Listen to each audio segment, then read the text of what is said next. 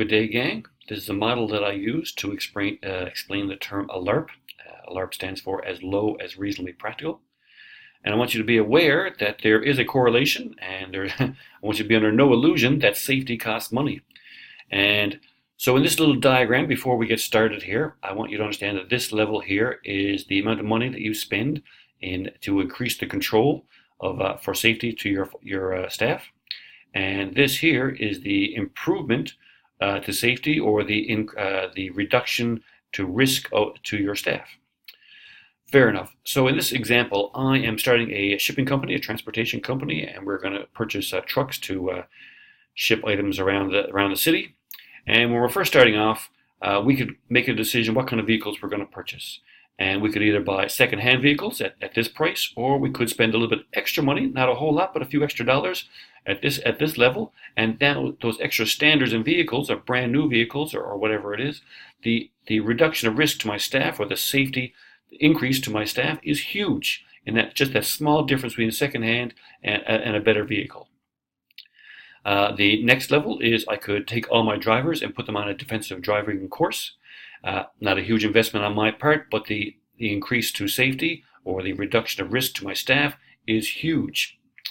The next thing I could do is I could have a journey management process plan, where now drivers have to plan their route, they have to plan their rest stops, breaks, stuff like that, and maybe traveling during daylight hours only, and things like that. The actual cost for the actual plan wouldn't be very much, but actually picking our route would improve safety quite a bit. The next thing we're looking at for the investment is to do spot checks. Have a little program where we check our vehicles, check the headlights, oil, make sure the car is filled up, check the tires before they go. It costs very, very little, but again, it would be quite an increase to our safety culture and our safety to our folks on board. And last but not least, we could invest in an in-vehicle monitoring system. These electronic systems where check oil light, or it tells you the pressure in your tires, or you need to service your oil and things like that. So this is the breaking point. This is as low as reasonably practical.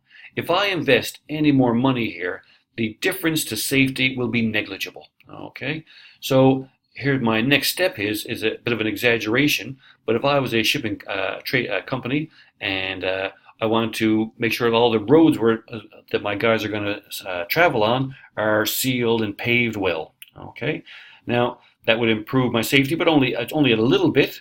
But for me to do that, it would cost me an exorbitant amount of money, and therefore it's not practical for me to do that.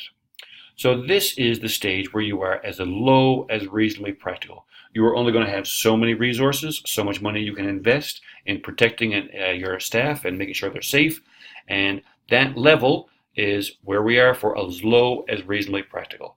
It can be used as an example here of just starting your company, but it can also be used for even just a job that you're doing. You're trying to reduce the risk as low as reasonably practical with the resources that you have at hand. That's it for me, guys. Thank you very much.